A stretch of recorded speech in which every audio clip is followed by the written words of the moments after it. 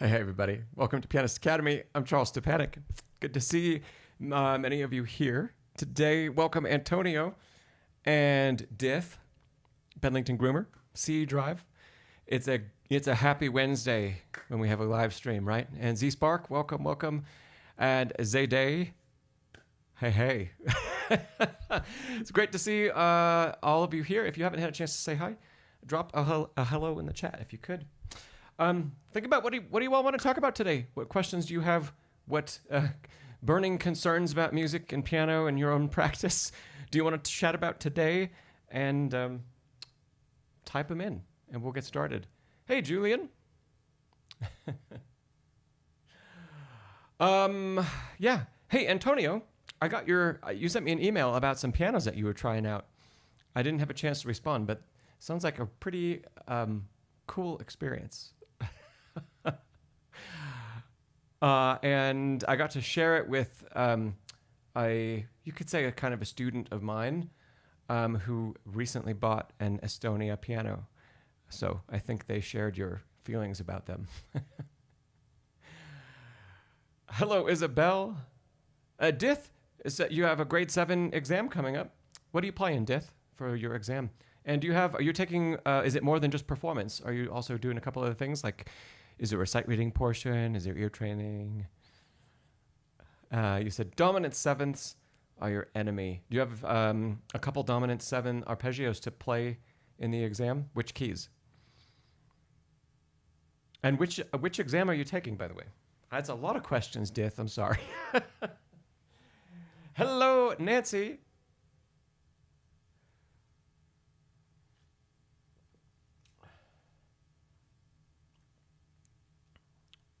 Antonio, you say August Forrester was also a wonderful piano. And hello, I'm just going to call you Gal. Or Galit. Hello, welcome. What else do you want to talk about?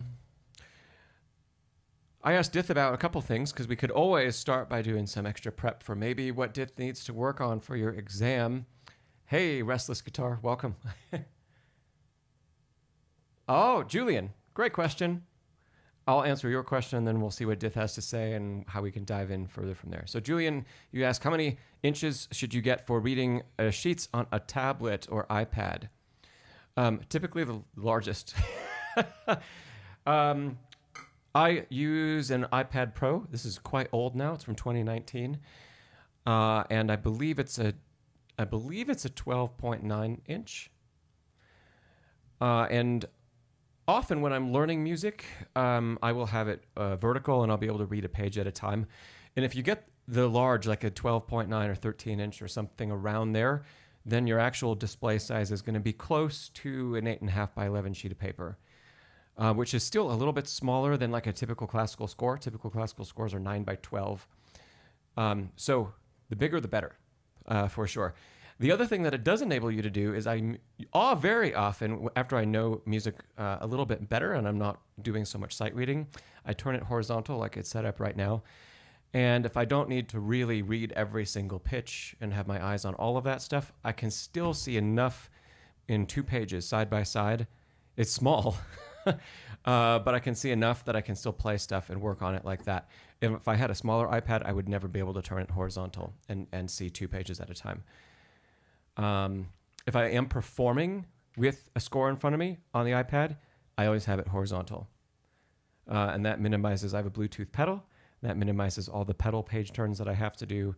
And it keeps it at least a little bit like having a real score in front of you, where you're not just seeing so little music at a time. Z Spark, you say you wish you had gotten a 13 inch and you have an 11. Just those couple inches make a big difference. I have been thinking about upgrading my iPad because it's 7 years old, and I've been thinking about getting the Apple 13 inch Air. So that's been on my radar. Great question, Julian. Let me know if you have any follow-ups about that or concerns. I'm not aware of products other than Apple, but I know there are other tablets out there There might even be like a Samsung that's even bigger than what Apple makes, which you could always consider if you want to not buy an Apple product. Oh my goodness, Julian, you're using an iPhone. You will be so happy. Once in a while, if I don't have my tablet, sometimes I work at my keyboard in the other room, and if I'm doing other things and I don't want to go grab my tablet, I'll pull something up on my phone. But that is for like 5 minutes at a time. So, Julian, you'll be very happy. Hey, Zayday, you're looking for light staccato octaves are a problem for you at the moment. We can talk about that for sure.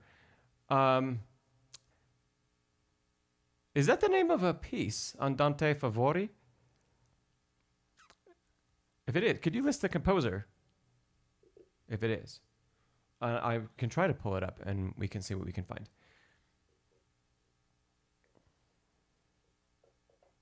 Hey, Alicia. And Bedley Traguma, you say 4-score works best with Apple. I think it only works with Apple. I don't think 4-score is available for Android operating system. Let's go back. Dith, you said you got your keys are C major. This is for your exam. C major and minor, D major and minor, F major and minor, A flat and G sharp. Okay, A flat major, G sharp minor, G flat major and F sharp minor. Scales, 4-note chords, dominant sevenths, leading tone diminished sevenths, and arpeggios for all those. Okay. That's good. You're doing good work, Dith. Dith, if you had to kind of sum up, what is the biggest struggle you're having with your dominant 7 arpeggios? And how far away is your exam? Let me know. Zayday, it's a Beethoven.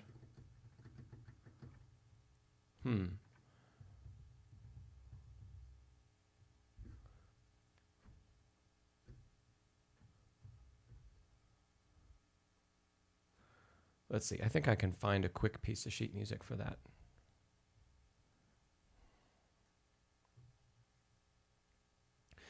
And before we get into that Beethoven, I'll finish up answering Dith's question. Because if you've got some time, Dith, I think we can maybe do a couple things that'll be helpful for you.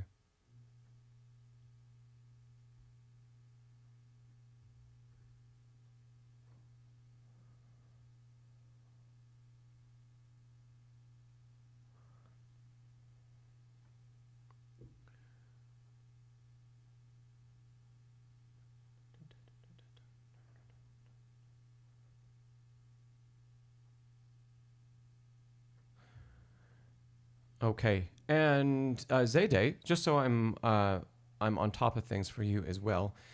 Do you have questions about bar numbers in particular in the Beethoven?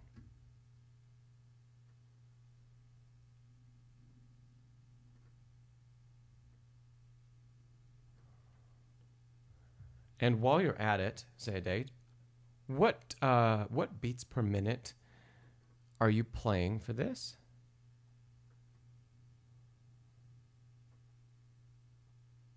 If you could give it to me in either eighth note beats per minute or a dotted quarter, that would be great. I'll look for that in a second. Okay, Dith, you said a couple weeks. Your fourth and fifth fingers don't like at all moving back and forth from separate to together when doing the dominant sevens in block chords.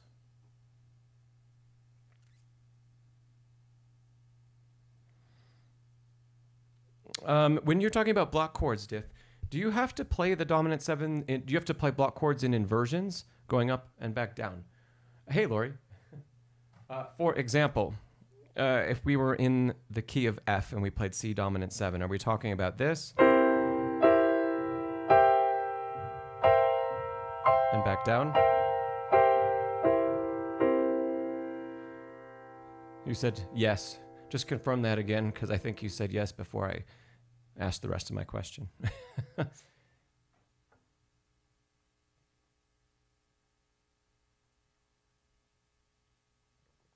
And Restless Guitar, yeah, we'll come back to talking about hybrid pianos. I actually have a student who plays a Yamaha Avant Grande. So I've got a pretty direct comparison I can make for you. Okay. Yeah, so Dith, you said yes. Great. So your fourth and fifth fingers don't like being spread out.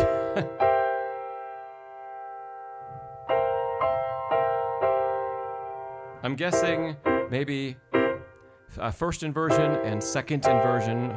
Second inversion maybe is even more difficult than first inversion as far as the spread.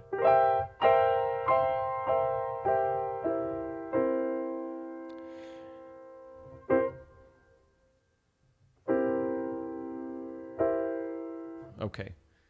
So Dith, are you, first be sure that as you're playing through these, whenever you can, especially when the fourth and fifth fingers are spread further, play 5 really toward the edge of the key.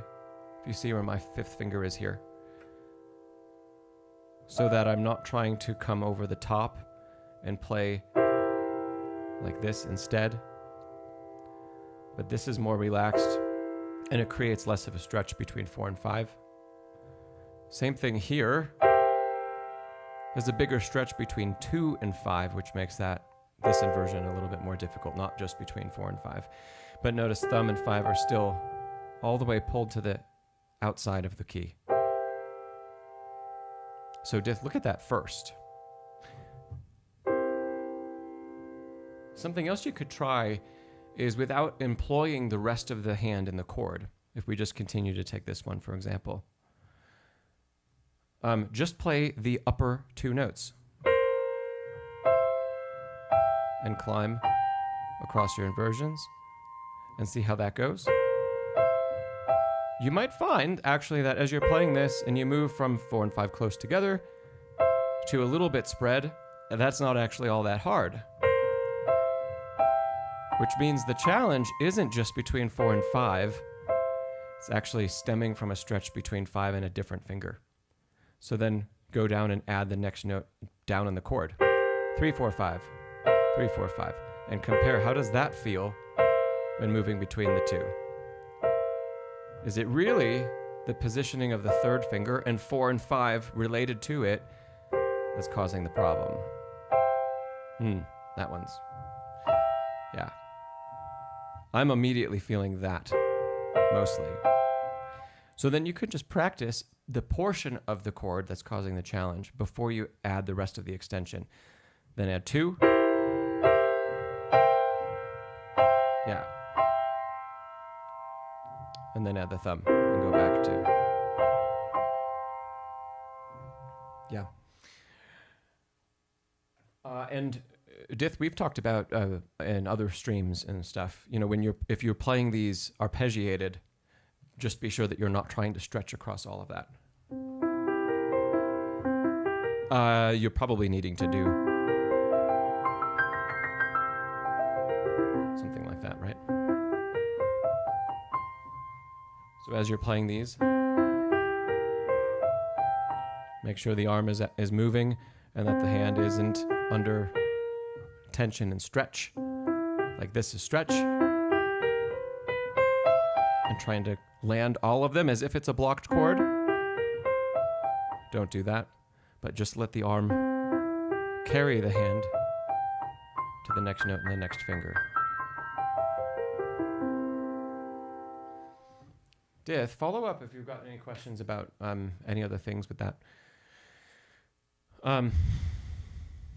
Yeah, and even if there is something else from your exam that you want to talk through other than the dominance, feel free to bring that up. You say, F isn't as much of a problem as ones where there are 2 white keys next to each other, like C or D.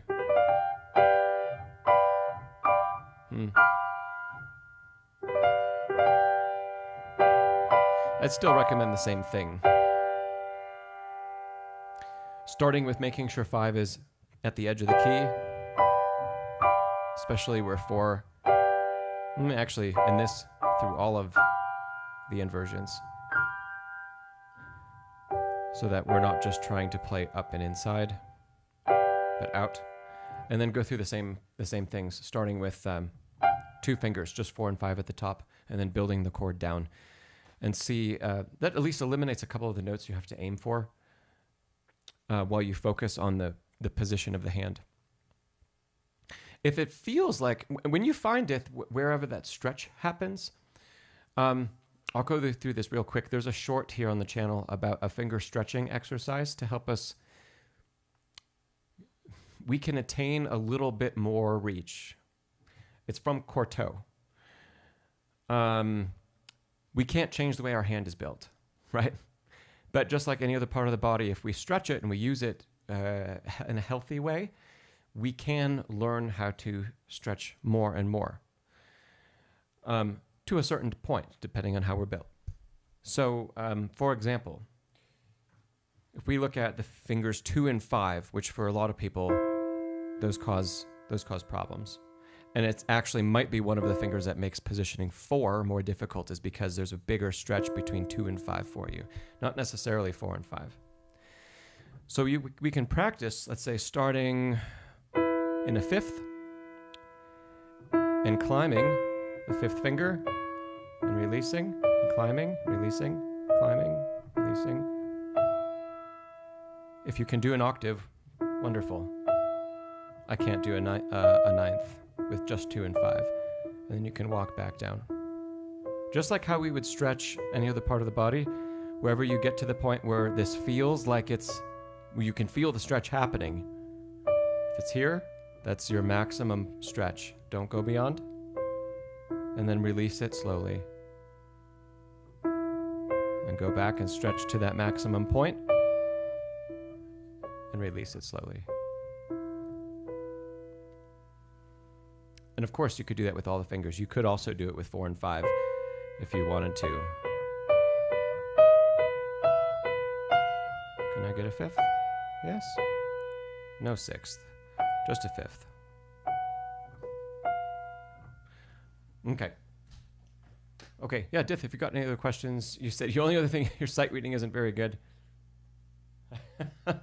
Well, let's see what else we have to talk about today, and maybe we'll come back to sight reading.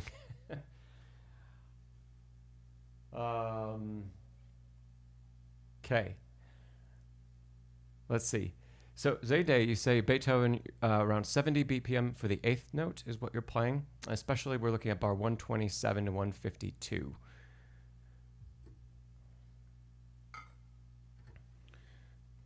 Let me just, let's grab what 170.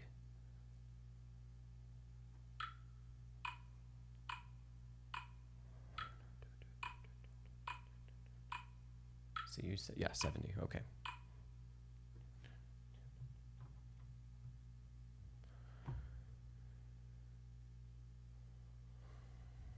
And I'm guessing, you mentioned starting in 127, but you brought up the octaves in particular. So I'm guessing we're looking at probably 129, 30, 131, 132, and yeah, what comes next? Okay, let me do a little reading through some of this.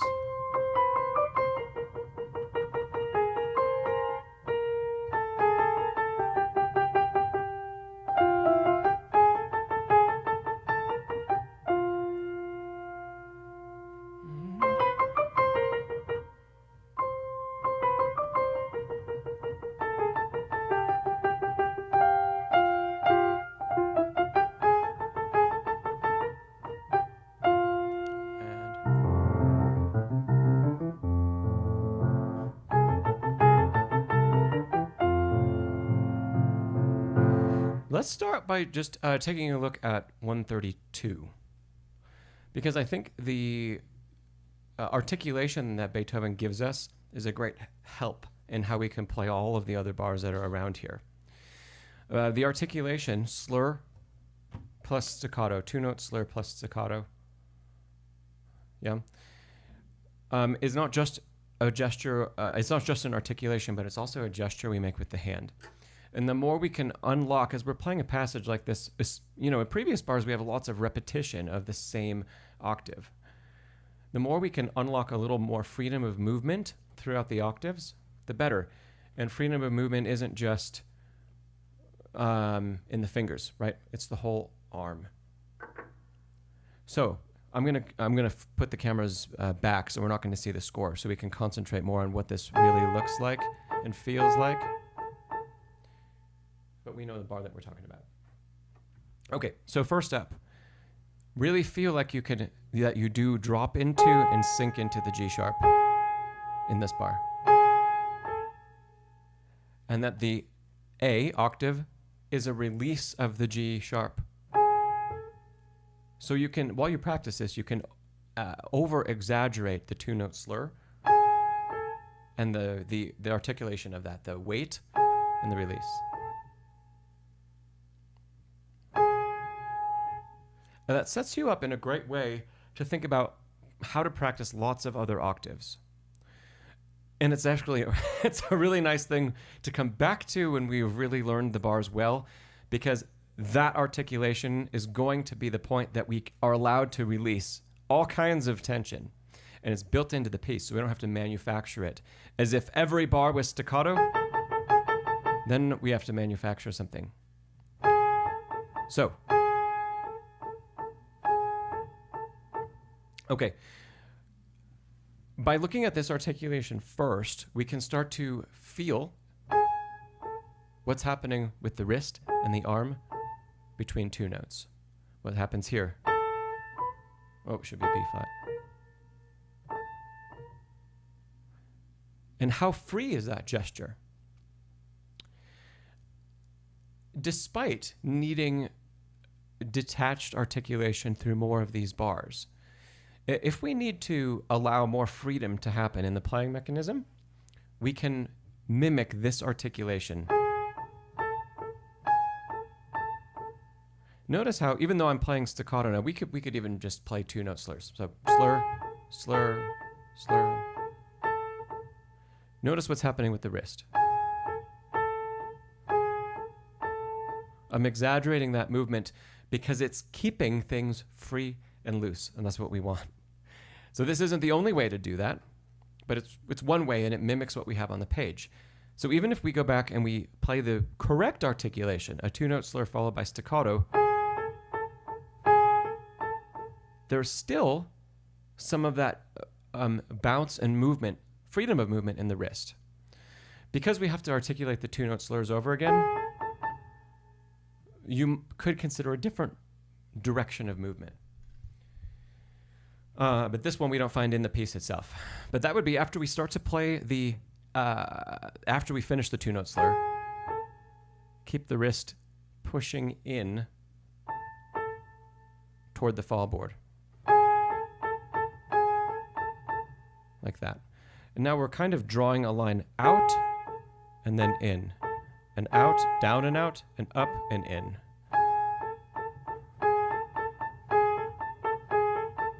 Yeah.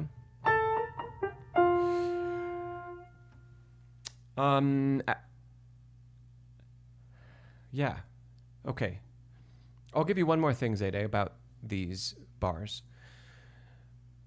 If you feel like the wrist is loose enough, especially at the tempo that you're going for, that you're currently playing at, you can also strive to practice these in rhythmic groupings. And we could group them, let's group them either by 2 or 4 for now. So if we take just the same bar, a rhythmic grouping is going to be at tempo for 2 pitches to start with, followed by a pause. And then the next 2, and the next 2.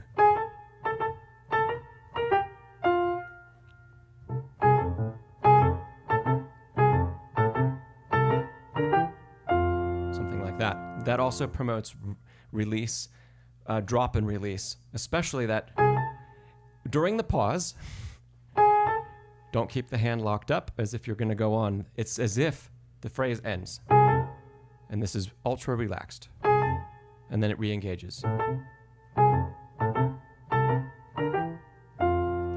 Then you could try to do something that's a bit more challenging, which is put all 4 together, pause. pause, pause. And we're still trying to exaggerate that feeling of relaxation wherever we can. As you go through that and you continue to practice that, when we take all of the pauses out and we take out the extra wrist movement and we try to make it as efficient enough so that we can actually play the whole phrase, everything that we need, you're still going to want to, and hopefully you've programmed enough of a movement pattern that your body is still going to want to show a little bit of the release that we just practiced. So it might be much smaller than way off the keyboard like that. It might turn into, it's almost not noticeable anymore when I play it up to tempo, but it's still in there. There's still the fingers are free.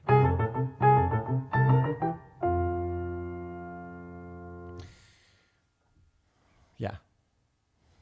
Zayde, I think that's enough for you to work on for now. Give those things a try and come back and let us know how it goes in your practice and if you've got any more questions about it. But yeah, great. Yeah, my pleasure. Thanks for the question. Hey, Robert. I don't think I'm very familiar with the Tausig exercises. I don't often hear about them from the other teachers I talk with. Let me look up, you're talking about especially number 91.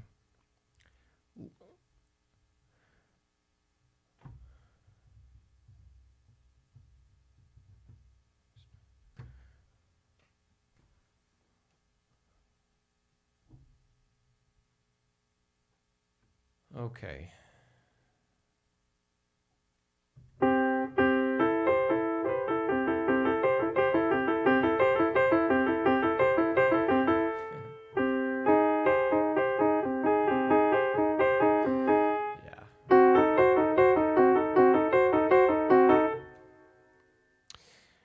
I don't think this is really necessary.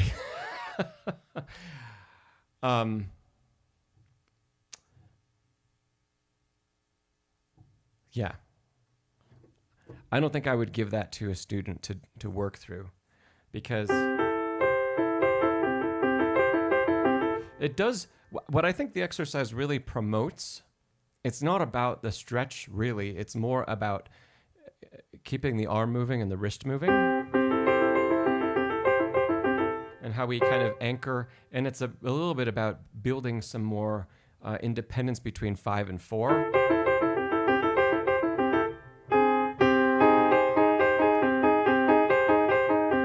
But yeah, the stretches are difficult. And the problem I have with it is that the stretch, you're never allowed to release the stretch. And so the exercise ends up promoting something that I teach to avoid, which is keeping the hand in this position. There are very few passages in the repertoire that are going to require that. Even if you're playing chords, even if you're playing kind of Lisztian runs in intervals of thirds and fourths, you're not going to be staying in the same position. So, I can't say I'd be a fan of that. So, yeah, Robert, you said, you hear everyone recommend this one, number 91. You have to stretch, but you think it's harmful. I'd agree with you. It's, piano teaching has changed a lot over the last 100 years. And there are a lot of teachers that still kind of teach the old ways.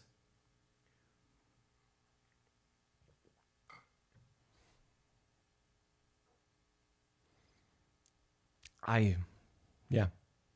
In all the repertoire I've played, I can't think of a time where I'd really need to work on that, or where practicing this exercise would actually be helpful or more helpful than just working through the passages in the repertoire itself, where there might be something similar. Let me see if I can't zoom in. Oh, I can. Just so you can all see a little bit, because I didn't put this on the screen at all. That's a little bit of what we're looking at. It's also just not fun. So, yeah. Robert, if you have any follow-ups, I'm happy to chat more about that.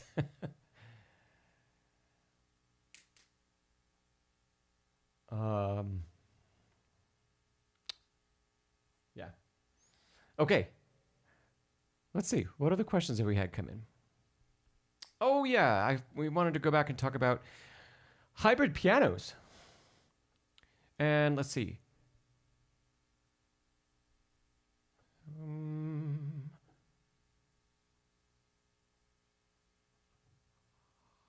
I'm just looking to see if anybody else had any comments about that in the chat that I missed, but I don't think anybody did. Restless Guitar asked about hybrid pianos like the Yamaha Avant-Garde N1X. Is it worth the price, assuming that an acoustic piano is not really an option? Very honest opinion, I would say no. The actions are really great for being a digital. They're amazing. The sound is okay. I mean, you're still hearing things through speakers, so you're going to be hearing the sound through speakers no matter what. One of the maybe one of the biggest selling points to me, but I think you have to have headphones on, is the Avant-Garde has like a binaural. A few of the pianos that are in the instrument they were sampled in a binaural way. And so you get a really realistic representation of sitting at the instrument when you have headphones on, if you're into that. That said, I still think that VSTs that you'd trigger from a computer are going to sound better than the onboard sounds even in a like $15,000 digital instrument. Bedlington Groomer, you ask, what's a hybrid piano? Let me see if I can pull up the one in particular that we're talking about.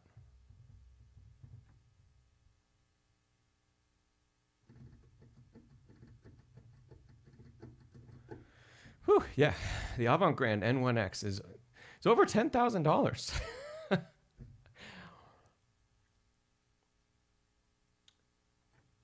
I don't know what Yamaha's definition of hybrid is, but what I would call it is it's a piano that has it's a digital instrument that has a really extended action, and so it'll be the size of an action that would be in a grand piano, except there are no strings, and you'll get speakers and a soundboard, some kind. There'll be some kind of sound amplifying wooden component that mimics how the wood of a soundboard amplifies the natural acoustic energy that the strings have in an acoustic piano. So this is, here I'm on Yamaha's website. Oh, give me just a second.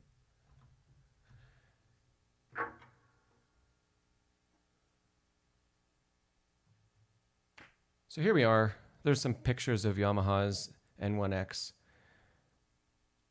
It looks very nice. Nice finish. It's a lot of money for basically a digital instrument and basically a piece of technology. And that's where my problem with it really lies, is that this is going to go obsolete. And that's a whole lot of money to invest in something you might want a new one in 10 years. So I know this was from Guitar Player. Let me see, Restless Guitar. I know they said that having a real acoustic instrument isn't viable. So I get that. Restless guitar, there are some acoustic uprights that have like a silent system built into them. That would be, if you could ever play acoustic in your space, if it wasn't a problem, I would get something like that. Because you're going to be spending probably about the same amount of money, but you'll still always have the acoustic instrument, which isn't going to go obsolete. It'll need some maintenance, but it's not going to, yeah. The components aren't going to maybe go bad. In 10 years, it's not going to be an antique. And that's what I'd love for people to avoid. Now, if you have to play a digital and you want a digital, pick out something else that costs a fraction of that still has a really, really nice action in it. And if you can get one that has speakers, cool. If you can buy some external speakers that are nice, like studio monitor speakers, that's even better. I don't think the hybrid pianos that I've played that have speakers like attached to a soundboard, I don't think that they sound more kind of boomy to me. They don't sound real. They still sound like the piano's coming through speakers. So I wouldn't spend that kind of premium on something like that. And if you get a digital that's still pricey, but less expensive, like $3,000, $4,000, $5,000, you're going to be getting a really, really high-end instrument with a high-end action that still simulates a grand piano. And the onboard sounds are going to be just as good. They might not be the binaural ones, but there's only one of those usually on the Avant Grand. And you can still trigger everything through your computer if you play VSTs. Your speakers, you're not going to have to upgrade in the future. And if 10 years down the road or 15 years down the road, you want to buy a new keyboard, you're not left with spending a whole lot of money on something that has no resale value. At least it's not like $5,000 is nothing, but it's a third of 15. So that's my 2 cents.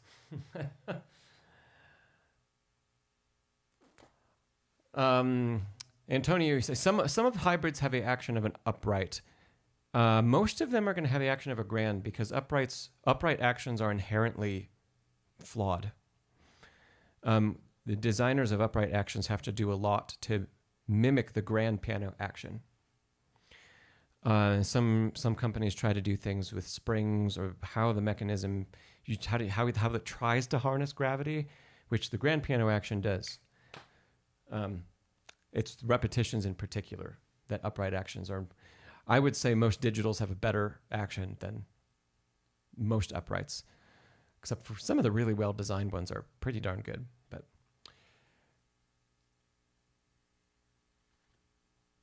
Restless Guitar, you say you have a digital, quite old and quite good, and quite cheap. Yeah, the biggest thing that you might look for is an upgrade in the quality of the action in the digital. And if you can find something like that, and you're not concerned about the onboard sounds, especially, you can keep it for a long time. It's kind of off the screen right now. You can kind of see just the outline of it right here. But I have my digital out here, and it's a Kawai, and it's 15 years old. I haven't played the onboard sounds on it in 10 years. Yeah, probably about that, maybe more. I use it as a really nice MIDI trigger today. It doesn't not have speakers in it. It is a beast. It's like 50 or 60 pounds, but it has a very long wooden grand action in it. And so there are a lot of components. The keys are actual wood. They were taken off the Kawai's, I think it's the SKEX. Their concert grand at the time. The keys are the same. Yeah, I still use it. The contacts all still work. But I think it only cost me $3,000 15 years ago. And it's still great. So I'm not going to upgrade that until it breaks.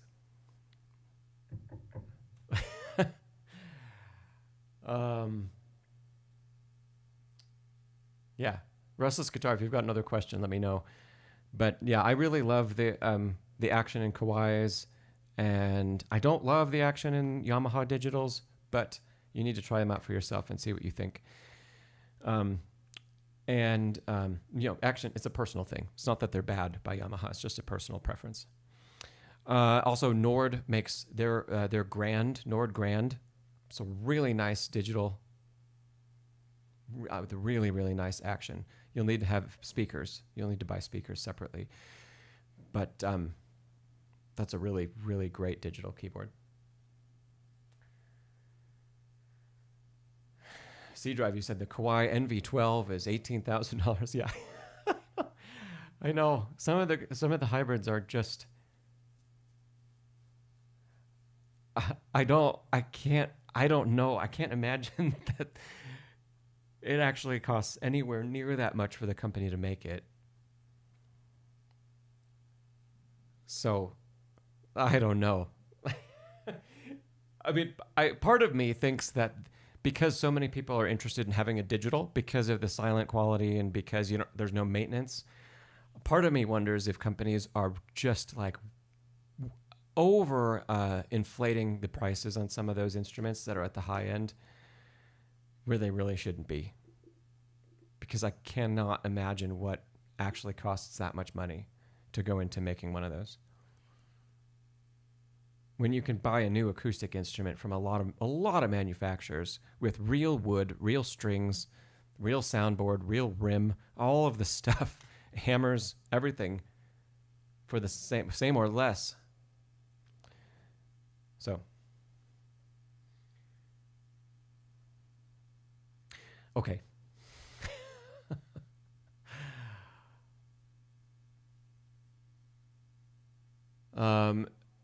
Yeah, so I see Drive. I'm seeing your other comment. Asking, I have not played that Kawai, the NV12. I've seen some demos of it.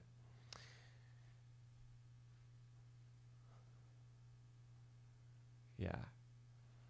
Okay, cool. If I'm missing any questions, let me know. Restless Guitar said, profit margin's great for hybrids. I bet. Anyway, just be careful. I'm just not a fan of any piece of technology, of spending that much on any piece of technology, because eventually it's not going to be worth anything. So.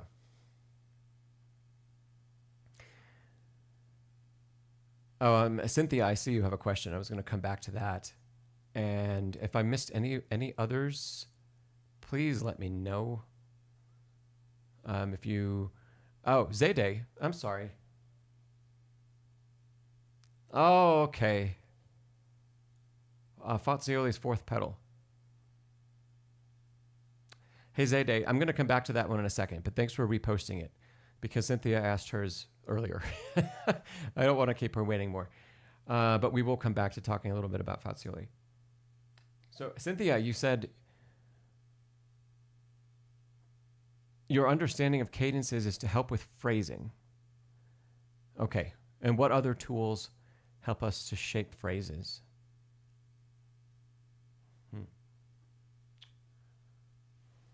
Okay, great question.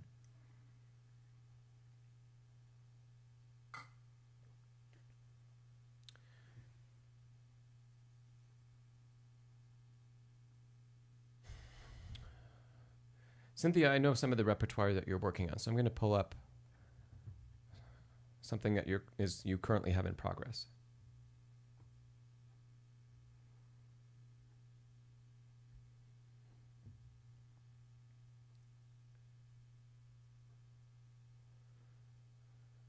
Okay. Here we are.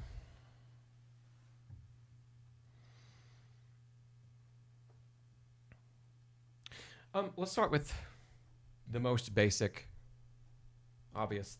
I think it's obvious, but maybe it's not obvious to everybody who's here. The most basic thing, Cynthia, you probably know this already. Of course, in addition to cadences, we can look for the composer's marks of where phrases are intended to be, or slurs are intended to be. And we can ask some questions about what is meant there. In bar 1, so WC here gives us a very particular shape, by drawing that slur across the entire bar, it really, the sound that we strive to produce mimics the shape of the line on the page quite a bit. Ascending, getting a little more intense, and then getting less intense toward the end of the bar. And then it repeats. Yeah, and then the phrases start to mean something a little different. We have multiples kind of coinciding with each other.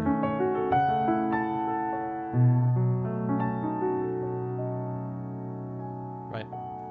And keep in mind, phrase, sometimes we learn it as a legato mark. A slur shows connection, yes, and it shows direction, and it shows, hey, Peaky Blinders. It shows direction, yeah, it shows shape, but it doesn't, and it does mean connected usually, but it doesn't always mean connected with the fingers alone, or sometimes it can, sometimes it doesn't. So always be asking those questions. Now, what phrases don't show us, because there would be far too many markings on the page, is, for example, measures 1 through 5 of this piece is one idea. That's not marked anywhere. How do we know that measures 1 through 5 is one idea? By the way, that one's not a rhetorical question. Feel free to chime in. How do we know measures 1 through 5? Measure 6 is where the main motif of this piece begins. How do we know 1 through 5 is encompasses one musical idea?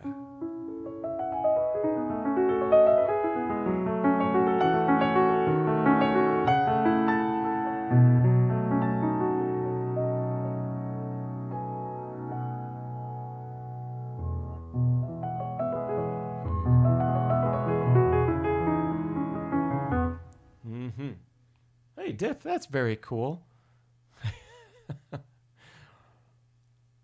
And hey, Kale, great to see you. All right, what do we think? How do we know measures 5 is the end of an idea? And how do we know, like, measures 1 and 2, despite being under one slur mark each, they are not separate ideas? Cynthia, that's a great answer. You said it feels complete, like a sentence. I actually think your two statements there are, they're saying something, they're almost saying the same thing, but in two different ways. And I want to stress your word feels. It feels complete. It feels complete because when we can hear the piece and we hear how all of the notes are flowing together, we could call it like the composite of the notes and the harmonies and the rhythm and how the composer has structured all of it together. When we see that and we understand that, we can say, oh, that feels like it's one statement. And Cynthia, your other, I think, like if you say it's like a sentence, that one seems like a more analytical approach to defining what happens here, where we could say, hey, we use our theory, and a sentence ends with usually a period, sometimes a question mark, sometimes something else, but often it's one of those two. Musical phrases end with a cadence, and that brings us back to where we started. When we analyze a cadence, we can start to see where those ends happen, and that's great. So where a cadence has occurred, that's the end of a statement, it's the end of a sentence. Well, good. Okay, having the cadence in place gives us at least a landmark, but we can also feel that landmark exists, right? If we can't do it when we're first learning the piece and we're learning the notes on our own, we are so, we live in an amazing time where you can find hundreds of pianists playing this piece and hear recordings of them and watch videos of them playing it. And they've all, extremely well-trained musicians.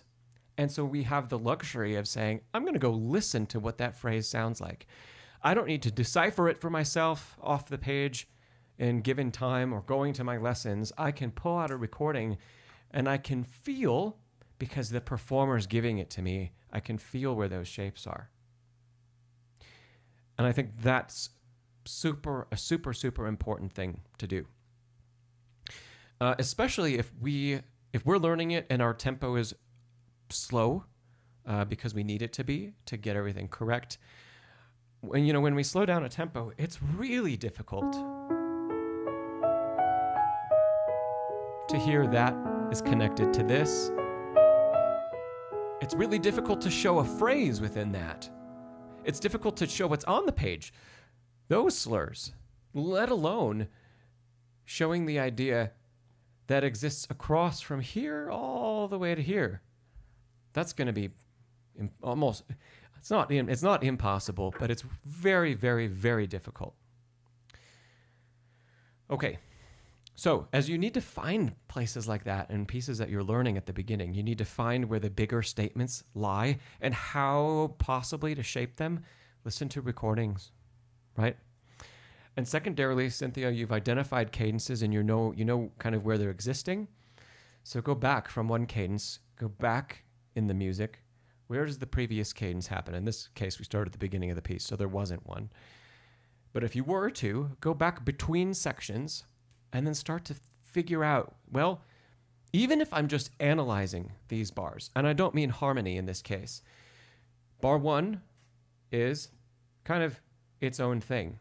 It's a statement in a particular arrangement of inversions of a chord. Bar 2 is a different harmony, but it's the same. It's very similar. Because of that, bars 1 and 2 are related. If you look at bar 3, there is some relation to bars 1 and 2, but there's also not. The relationship is in this pattern. We have consistent triplets throughout the bar. So that rhythm stays the same as what was introduced in 1 and 2. However, because there's two new counter melodies, there's an upper melody and there's a lower bass descending line, these feel like their own thing. And then finally, in the 5th measure, we get another unique statement. It still sounds related to bar 1 because of the rhythm, right? So here's even a secondary or a middle ground. We went from reading things off the page and saying, hey, we have a slur here, right? And we've got a slur here. And then we've got little slur and a bigger slur and a little slur. And we looked for all those little details that were bar by bar. Well, we jumped forward and I played it for you and I asked, how do we know that measures 1 through 5 is one idea? And when we do that, we can realize, oh, hey, all of that is really, it's kind of making one shape, or we should be trying to make one shape. I'm just gonna have to delete all that. Okay. And what happens in the middle, there's this other layer of complexity that can affect how we go about interpreting the piece as well. So just looking for similarities in structure across the piece. And those you can see.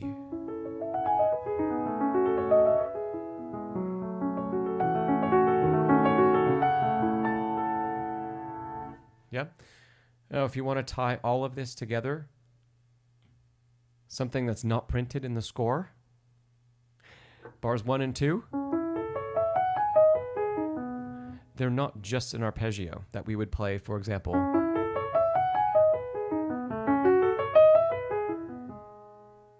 There is a little bit of an imitation, but without the secondary voice.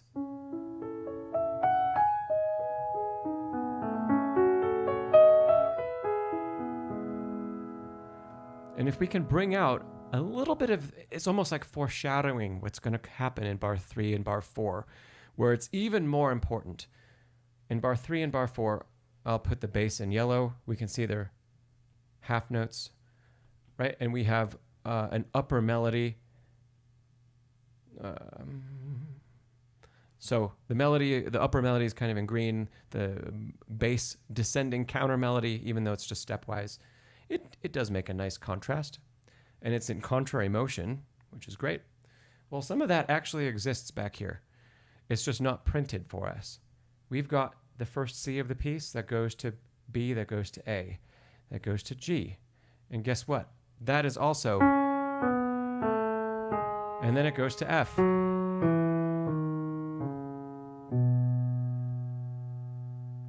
So that movement that Debussy highlights with stem down half notes actually begins in bar 1. It's just buried in the texture a little bit more. And also,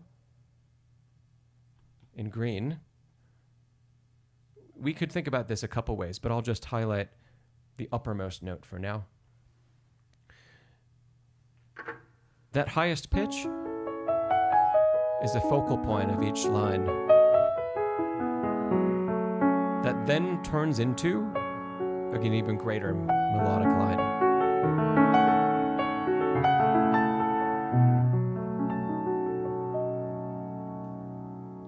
So even though they're not printed, there's some foreshadowing there. And that affects how we go about and playing those 2 bars. How much do we bring out?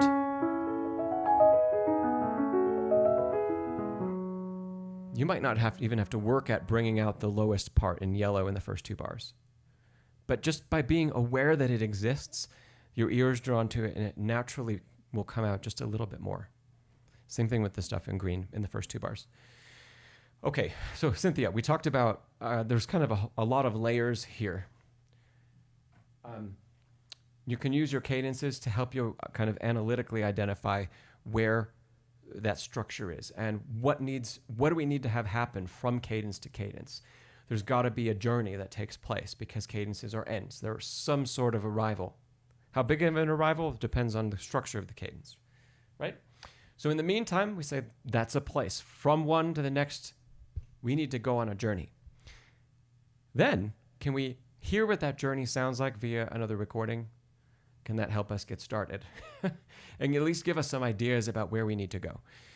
So we're not just trying to come up with it kind of out of nowhere when we have so many resources. And then the opposite side, right, was starting with the original, just the markings from the composer, which are very small. They're usually the smallest indications of phrase. So we have things that are a bar at a time or a half bar at a time. Great, those are important. And then there's this middle layer that says, we've got these half bar phrases, and then we have phrases that are 2 bars long that we need to understand how it works together. And then we also have a phrase that's 5 bars long that we need to understand tells one story. And so by going through each of those structures, right, we can learn to better understand that phrase that we're trying to make and the goal of the phrase that we're trying to tell as a part of the story of the piece. Okay, Cynthia, if you got any follow-up questions, let me know.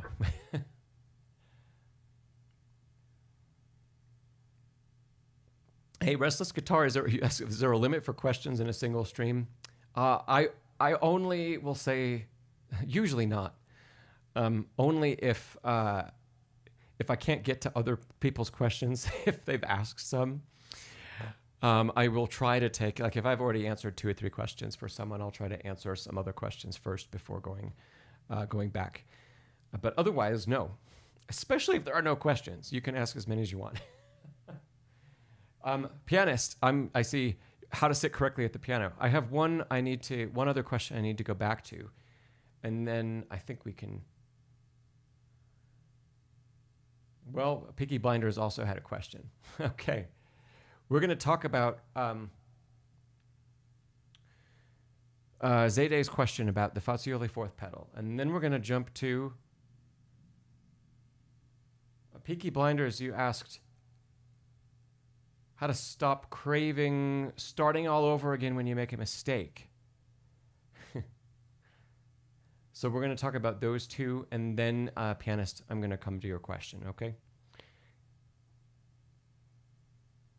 And actually, yeah, Restless Guitar, thanks for that. I did a 5-video series on posture at the piano, which is, it's 30 minutes. It'll cover probably more than I can even talk about in a single stream.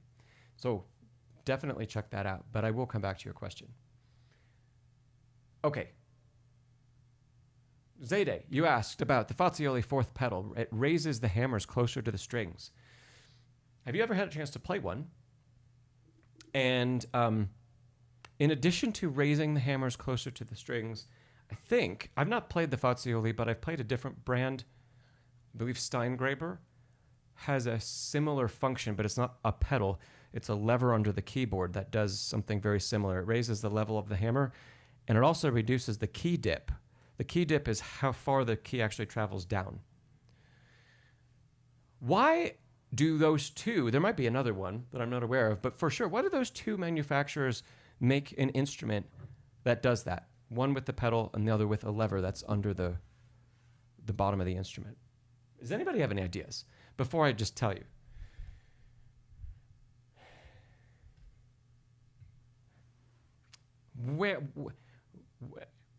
Yeah, why would they even want to? And why would it be why wouldn't it be on all sorts of instruments? Why would it be reserved for two extraordinarily premium instruments?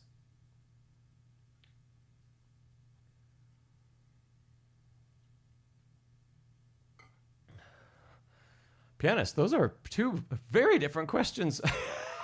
Posture and Rachmaninoff's second piano concerto. Okay. We'll try to come back. Let's see. Restless, you said it gives additional sound color options, maybe. Leisha, play faster, lighter touch needed. Let's see. Dith, you have a comment about key dip. Oftentimes you say at your teacher's piano, you don't push the keys far enough to make the sound because the weight on your digital is a little higher. Interesting. Cynthia, a knee lever. You're talking about knee lever. A knee lever would have been, I think, for like a damper control. But yes, it is a very old mechanism. It's been around for a while. C Drive says marketing gimmick. Okay. Period instruments, older instruments, had far less key dip than we have on the most modern piano designs. So getting notes to sound meant less travel down. It overall meant less weight moved inside the piano. So keyboard instruments in general were lighter, faster, and your fingers didn't even physically have to travel as far to activate notes. So those are the design on Fazioli and on Steingraber is to do a little bit to help the modern grand mimic a little bit closer of what it would have felt like to play, for example, Mozart on Mozart's instrument. It shouldn't be such a, what Mozart wrote, even his really fast stuff, it was never supposed to be like an Olympic event to be able to play Mozart fast and brilliantly. It was difficult, sure, but it wasn't like what it is today to accomplish the same thing on the modern instrument. So recreating something like that is what those instrument makers are after. They want to give performers the ability to say, hey, I can achieve this color, which, who said color? Restless Guitar. I can get the right kind of color and the right brilliance to a phrase. And it's not just that it's easier. It's not just that it's less work to do it, but it probably feels more like what the composer intended it to feel like as you play it, which means then we can use a more historical approach to technique. We can actually shape things in a different way. A whole slew of options opens up to you just because of that change. Yeah. Okay. Yeah, cool question. There's a lot of great questions coming in. I'm going to resist answering them that come in at the bottom of the chat. Pianist, I'll give you a quick answer. You asked who was my favorite composer. It's between probably Liszt and Rachmaninoff. I don't know if I could pick one of them, with Chopin coming in a close second.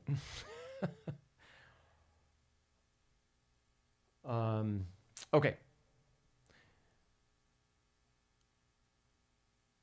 Let's go back to Peaky. Your first question was, how do you stop wanting to start over again when you make a mistake, rather than practicing where you had that mistake?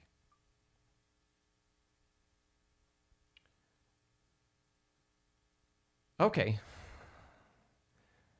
Piki, I think it comes down to mindset in practice.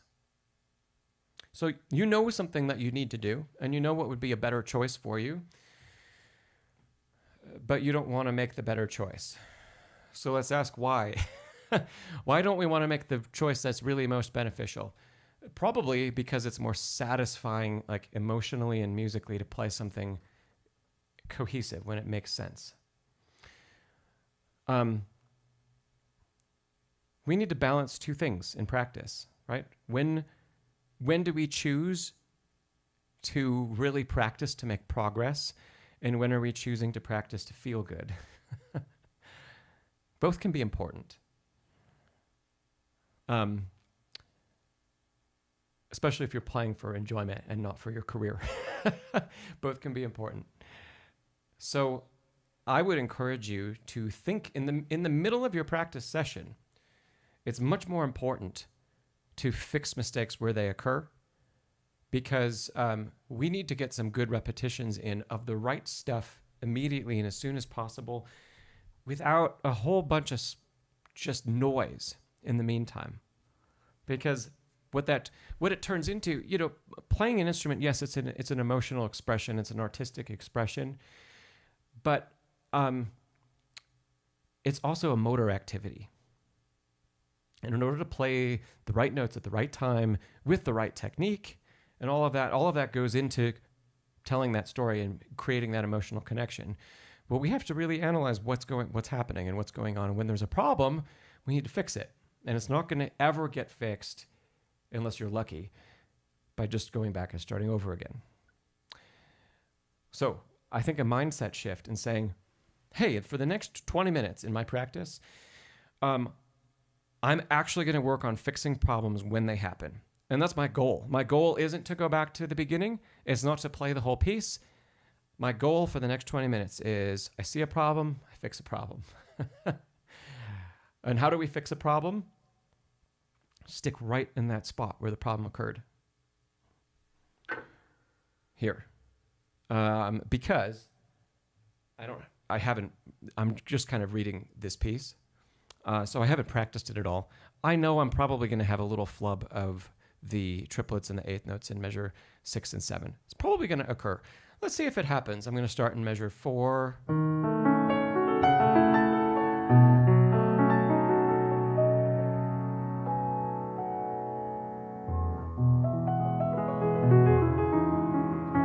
That could have been worse, but that's not good enough for me and my standards. So instead of going back to the beginning, where I'm going to get lost in an emotional way, I'm going to get lost in the beauty of all of those notes. When I get to measure 6, I'm probably going to make the same mistake because I haven't done anything to fix it. So instead, I'm going to start right in measure 6. And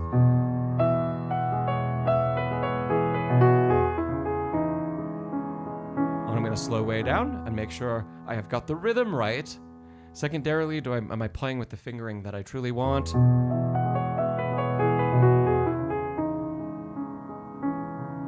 I like still playing with pedal because I get to hear shape a little bit better that way. But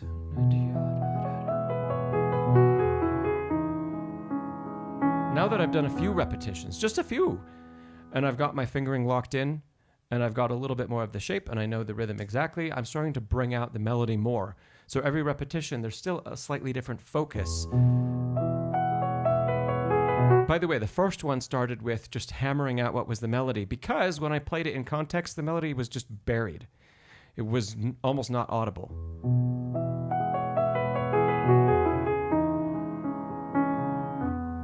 As some of this is getting a little more coherent, and notice I'm still stopping in measure 8. I'm not continuing on because there's so much to do in these 2 bars. As it's getting a little more coherent, I'm also starting to allow myself to feel some rubato. But I'm focused still on bringing that melody out. The next focus, can I shape that more?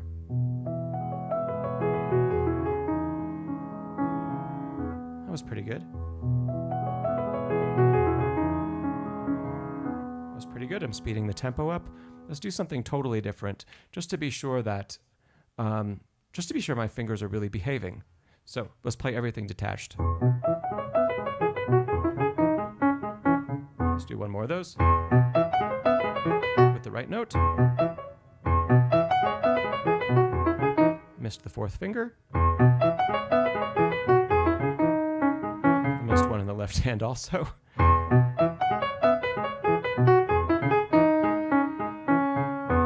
Good. Let's do one more of those because I played a couple incorrect. Good. Now let's go back and phrase it the way I want to. It's a little too aggressive.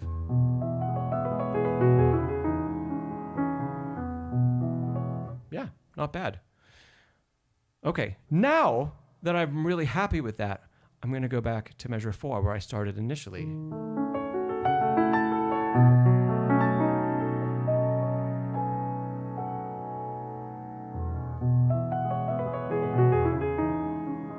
That's a huge improvement from what happened the first time through. I could at this point say, well, I could try it again from the beginning, all the way back from 1.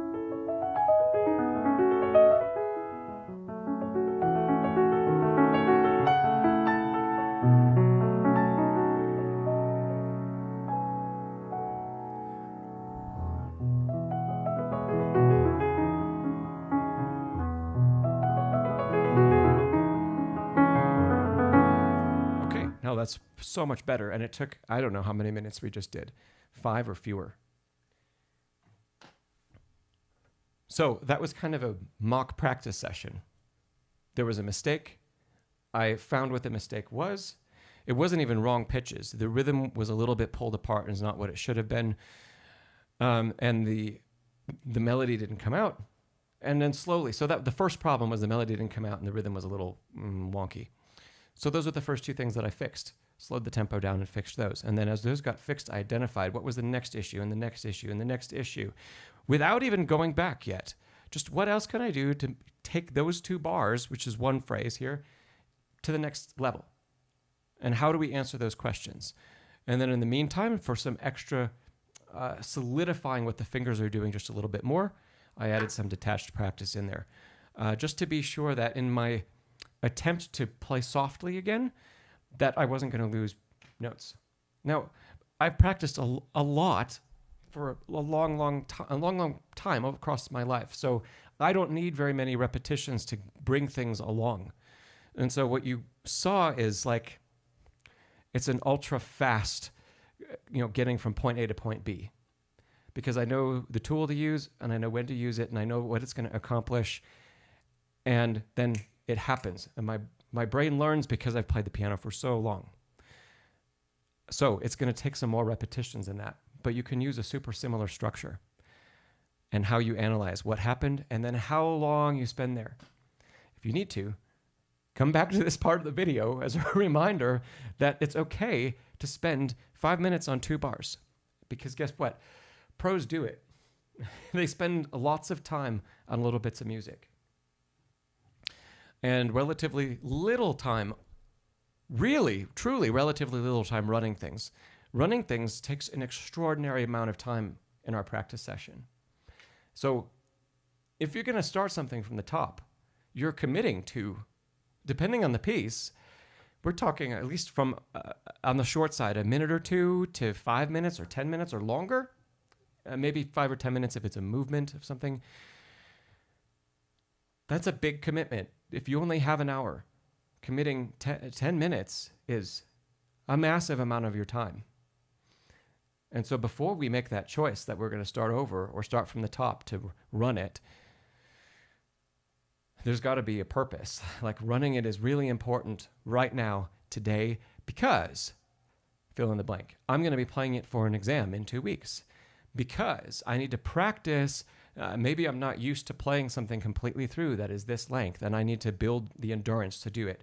Both physical, perhaps, and mental endurance to stick with the music on the page. There are good reasons to do run-throughs, right? But they should be relatively rare. Which also means starting at the beginning should be relatively rare. If you, one of the things that I like to do in my practice, if I'm coming to a piece and I think I know it decently well, I start from the top. Because I say, maybe it's been a day or two since I practiced it.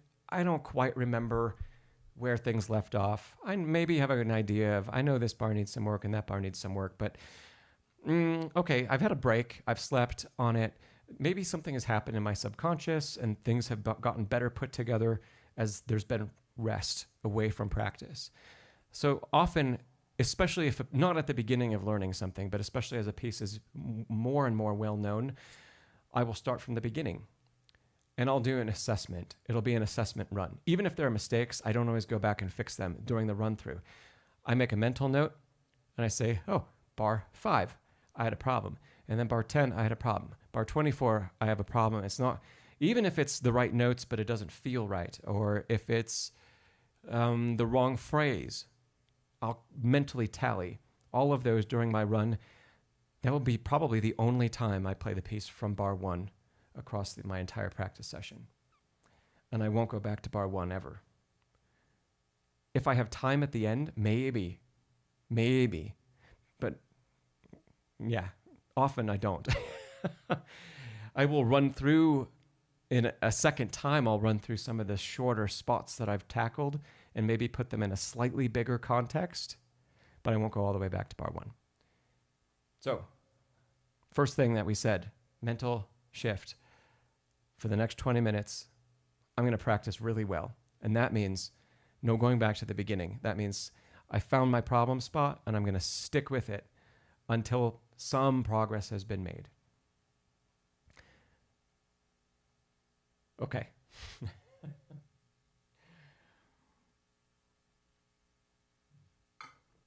Hey, pianist. My favorite Mason and Hamlin model is the BB. Definitely my favorite. I've played lots and lots and lots of their models. But the BBs, for me, it's usually the winner. Even more than the CCs that I've played, the concert grands, which are fantastic. The BB is just, it's magical.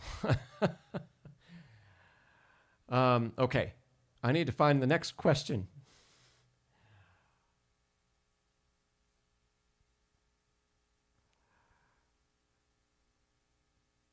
Okay, pianist, I think you're up.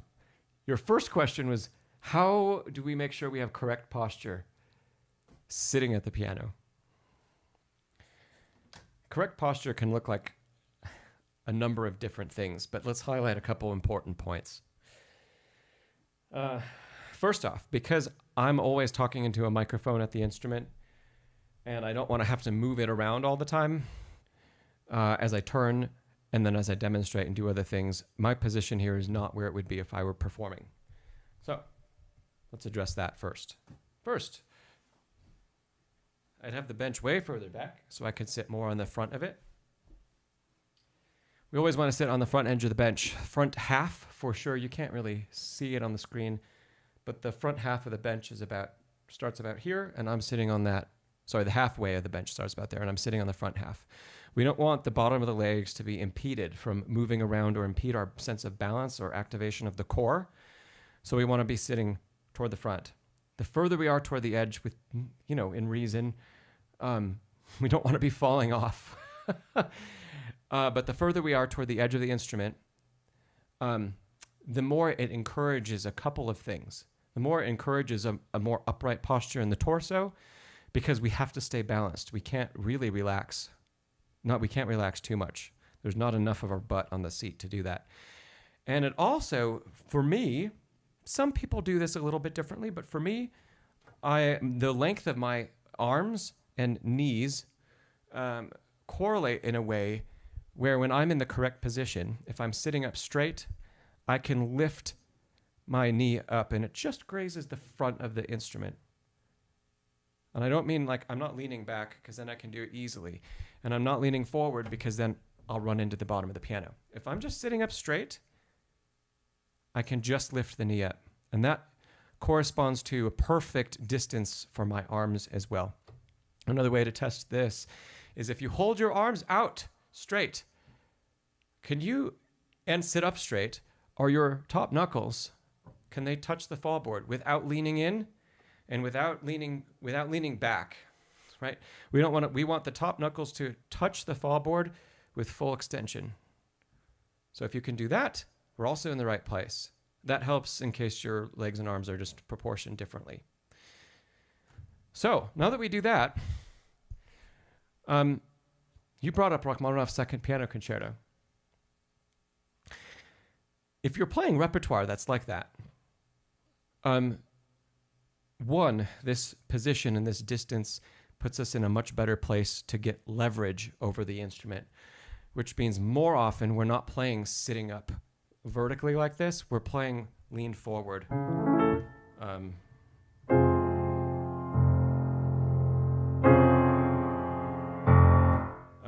And then, let's get to some of the bigger chords.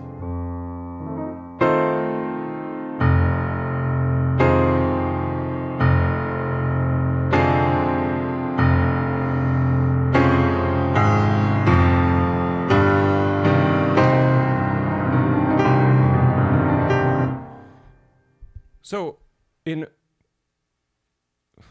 leveraging my entire upper body and even some of the lower body to get the maximum dynamic out of the piano, I was even kind of coming off the bench slightly, right? We can't do that if we're too close.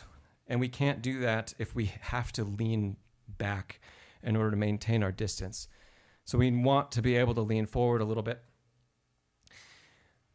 Okay. That's pretty good. Having the bench in this position also allows, you can't really see it on the screen. Maybe here? Okay. Left leg. Left leg we needed to be completely mobile. So it needs to be able to go kind of anywhere. Well, the right foot is on the damper pedal and we're balancing with the core. The left leg needs to be able to reach the soft pedal here. It needs to be able to possibly, if you're playing collaboratively, if you've got a score, come out a little bit and change your page if you've got a page turner pedal. It also, when you need leverage, it needs to be able to come back under the bench. And if you need to play at an extreme of the keyboard, especially to the treble side, it needs to be able to go out to the side so that we balance. When the torso leans right, the left leg goes left. So the left leg needs to have that room, and that goes back to where we're sitting on the bench. If you're sitting too far back on the bench, you can't really move your leg around very well. And also, sitting too far back on the bench impedes your ability to use the damper pedal.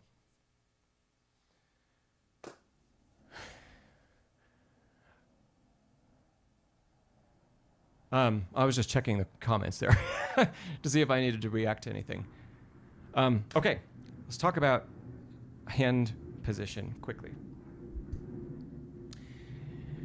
My favorite way to teach hand position is let the arms come to rest at your sides. Sitting down, if you're sitting in the right place on the bench, your arms aren't going to be resting on the seat. They're going to be dangling at your side. So they're not even here. They're not even contacting the bench.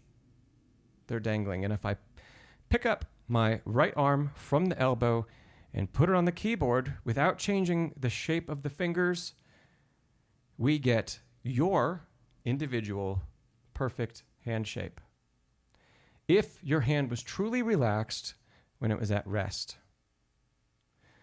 What we want to do is play from that individual hand shape and modify from there depending on your phrase and depending on what's necessary, but use that as our starting point. We add structure through the bridge from this starting point. I'm not a fan of manipulating the bridge into, here, I'll zoom in on that, right? If I shake it out and I place my hand here, great. Some pianists and some kind of older school teachers teach, raise the bridge up. I cannot do that and continue playing. I find it extremely uncomfortable and it actually creates tension. Is there more structure? For me, I'd say no, because if I let my hand relax and then I create structure without actually pulling on the tendons, I can create that structure, the same structure in the hand, and I can press everything down. Everything's very controlled. There's no problem. I don't need to be in this position to do the same thing. Yeah. Okay. So we can find that with both hands. And if you ever find yourself, if the hands get stretched out or they're not used to what you're doing or they feel like they're contorted in some way, just shake it out. Let them come to rest at your side again. And then put them back on the piano and take note. What does that feel like? What does it look like? How relaxed is it? It's, for most people, it tends toward a flatter finger approach than a curved finger approach. Flat finger, let's remember there are shades of all of these things, right? If we go like way back to beginner method book tells you hold on to a ball or a bubble like this and make this shape and then put it on the piano. Well, nobody plays like that. Nobody professional plays like that, let's say. There's so much tension there. The closest thing is that high bridge, right? But if you watch a lot of concert artists, they won't even stay here. Even if they do have this position, they'll often be much more flat-fingered. But it's not flat because the bridge is still supported and it's still high. It's still higher than everything else in the structure. If this happens, that's actually flat. Or if this happens and the wrist goes up and the fingers are just not engaged, the bridge is not engaged, that's flat, that's bad. This is not. In fact, as you need to play bigger chords and octaves and such, you cannot maintain the height like this across large spans. It's not possible. The larger the span becomes, the flatter the whole hand gets. That doesn't mean it's unsupported. The bridge is, you can push on my hand quite hard here. It's still supported. It's not doing that, which is unsupported. Yeah? Okay. I think that covers, that's a brief overview. I think I covered the important things that I really wanted to talk about.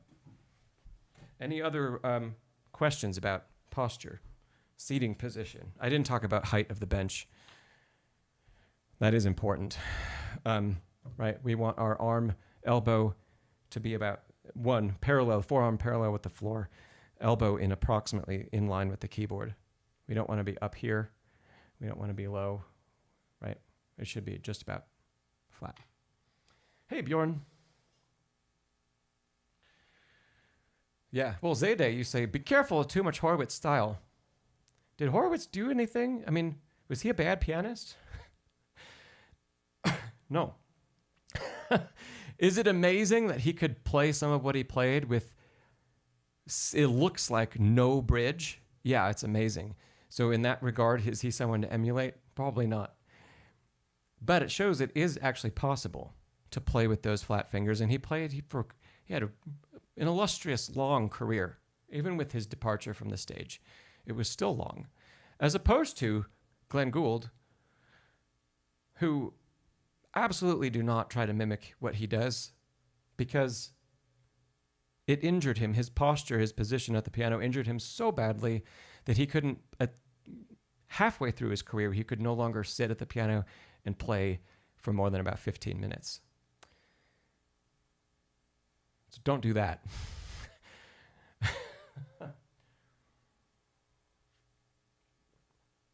Okay. Cynthia, you went to the Mason Hamlin factory. That's really cool. You probably met Nathan, and at least Nathan, and Nathan gives the tours there. He and I are pretty good friends. Yeah. Yeah, Bedlington Groomer. That's a great follow-up question. Why do beginner books say do the rounded finger thing like holding a ball if it's so wrong? There's one really big reason. Most method books are for children. Children have very little control. They have very little muscle control, especially fine motor control, right? We need to create the structure for children in order so that they don't learn to play like this instead. And you'll still see kids do that. They'll play like with no bridge and the fingers are curved, or they'll play like this and just kind of swipe at the keys. So how do we get like a 5 or 6 year old kid that isn't going to understand how to add structure to something that's shaken out and released and put back on the instrument, and how to firm this up so it doesn't break, we create the structure for them by saying, hold the ball. Great. Okay. That should be, in my opinion, if you're like day one beginner, I still wouldn't even teach it that way. Method books have to come up with a way of teaching everybody a concept in a way that's understandable, so that everybody who buys the book, millions of people, can get a pretty good result. So there's a compromise. And I think even the people who write the method books, I think even the editors and the pedagogues behind them, they're very knowledgeable. And I think they know much more. But there's only so much you can do with the printed word on the page. So I think they came up with the best that they could in one page of text with a picture. You can read some of the great pedagogues and their ideas about hand position. And there are a couple different variations, but it's going to be a 20-page chapter on it.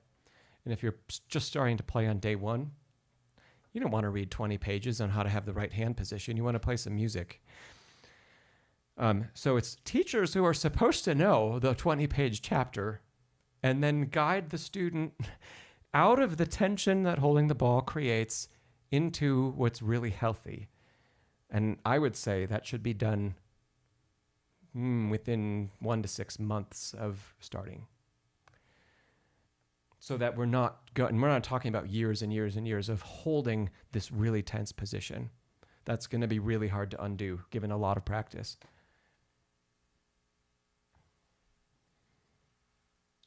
Bjorn, do you have something to share that's cheerful, or are you asking me?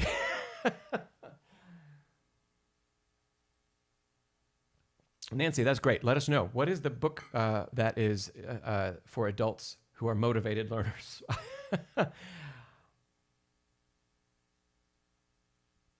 And Pianist, you asked how long have I been playing Mason Hamlin? Let's be clear. I don't have one at home yet. I'm hoping to change that soon. So I don't have one yet. This is my Kawai RX5 that I have loved and treasured for 26 years. And I did a partial rebuild on it a couple years ago. So it's really no longer even a Kawai. But I have been a Mason and Hamlin artist for 13 years. And I've done lots and lots of recording on a Model BB. So I've recorded a handful of albums on that model piano. So, Bjorn, please share. And while you're doing that, I am going to, I know there are lots of questions that I missed.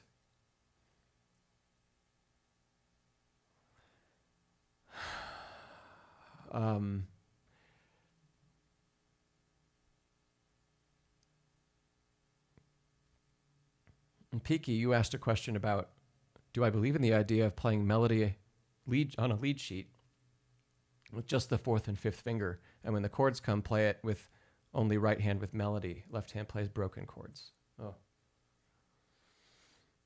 I think there are some great structures to go about in starting to read lead sheets. And if you can limit yourself to some rules, like one note in the left hand, and melody in the right hand with 4 or 5, and play the rest of the chord in the right hand, or only melody in the right hand with whatever fingers you want, but play a chord in the left. Great. Those are good ways to start.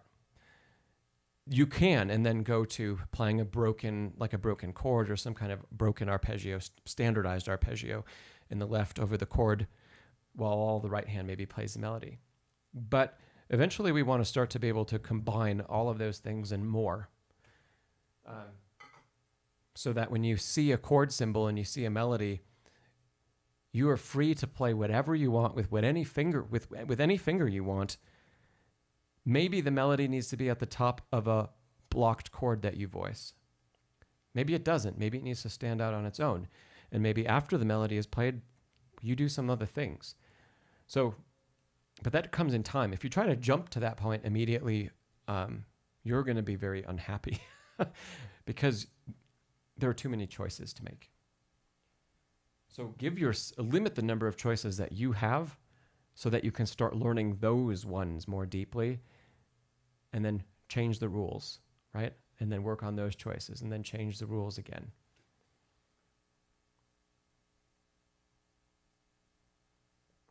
Hey, backwards fellow. Yeah, you're talking about hand position. You said since there's not one correct hand position, because the hand is constantly changing shape when playing. This is absolutely true. You've had good success with beginning with the hyper-curved position and then evolving it. Yeah. I think, yeah, especially with kids. I don't begin that position with adults because adults seem to have greater control from day one about what their hand is, the position that their hand is in, and understanding it better. And so we go, unless there's a problem, we go immediately to shake it out, put it there, and then even if you can reach underneath and give just a little bit of pressure below the big knuckles, you can feel, oh, that's where I'm supposed to support from. You could do it while you play, but just giving that, you can even take like what I'm doing right now, right hand, and take your left hand underneath, and just the gentlest pressure to remind you, that's the shape. And that's what it feels like when there's structure. Yeah. Yeah.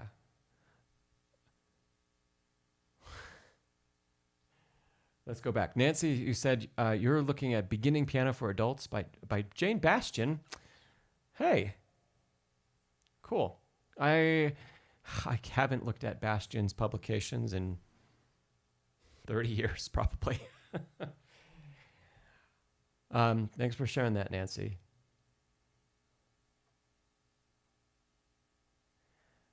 Hey, Bjorn, you said your teacher requested you to perform with her in your cousin's wedding. That's exciting. Super exciting.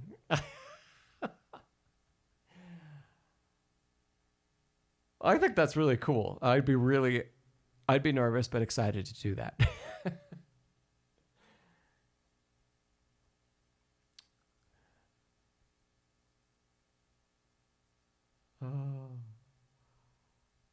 Oh, interesting. Nancy, you used to proofread. I can't remember. What does KJOS stand for? I cannot remember. And pianist, you asked how long have I been a pianist? Like in general, I've played since I was 3. And I would say I've had a career as a recording artist and performing for pay since I was about 25.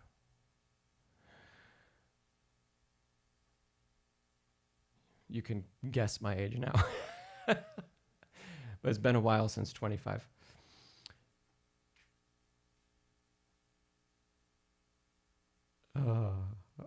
Wow. Okay. Well, so many great questions here.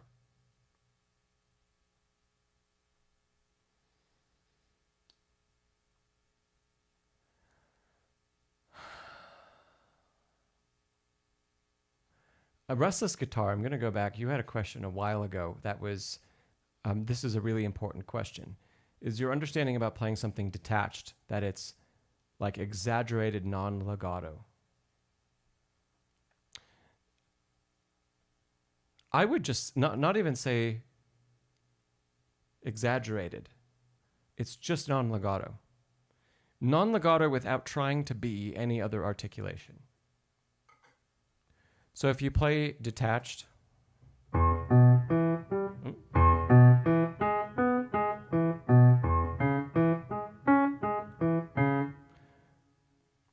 that's not staccato. It's not legato. It's between. Yeah. And I'm just allowing the hand to move, as opposed to staccato would be. It's shorter and there would be more finger action, right? And legato is, of course.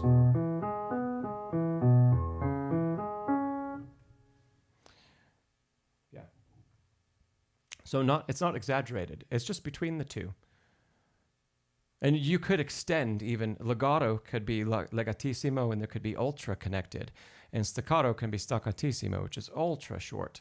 So we still have further extensions we can go. And I would call detached firmly in between everything. Bjorn? Well, I'll say you're kind of close.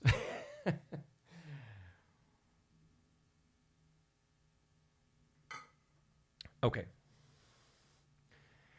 Peaky Blinders, you asked, is playing too fast a crime? When should we start introducing the speed component in playing? Hey, a lot of you here know my answer to that question.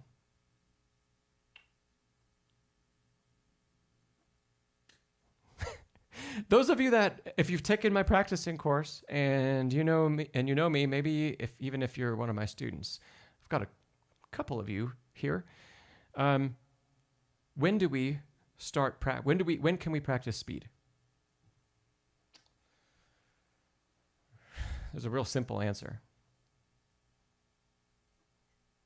And there's going to be a follow-up once we get the answer. So get ready. Pianist, my favorite piece to play? Huh. I don't think I could pick one.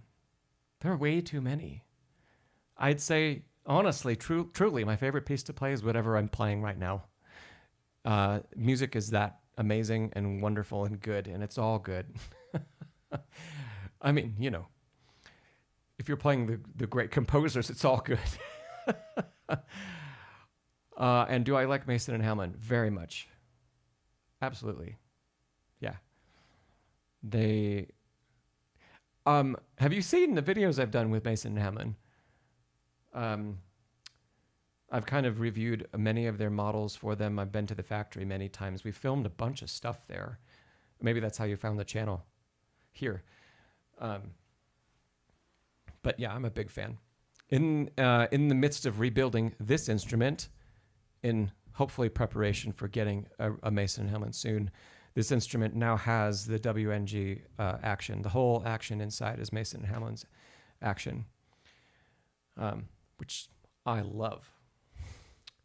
So, yeah, we could talk more about them if you want. Do you want more information? Are you really familiar with the brand? I'm happy to talk about their pianos and even some of the history of the company too. Okay, so some of the answers that came in about practicing with speed. We've got Restless Guitar said, once all other things are very good. I'm not going to judge any comments yet. Bedlington Groomer said, early. Bjorn said, I mean, if you can't run a marathon, you can't run a marathon if you ain't got no feet, right? Okay. Bjorn says, start slow, end up fast. Nancy says, speed in little bursts once you have it slow. Okay. Bedlington Groomer was the closest to, I think, what the best answer is. Truly, the best answer is as early as possible, I think. And as early as possible could be your very first day working on a bar. Now, the follow-up question is why? And in order to get the answer to why, if you don't know why the speed would be important right away, we need to ask the opposite question. If we wait, for example, going back to Restless Guitar, if we wait for all of the things to be very good, what problem is inherent within that we aren't going to be able to solve in the future, that's going to prohibit us from getting faster? If we start slow and end up fast, like Bjorn said, what's the problem in that? If we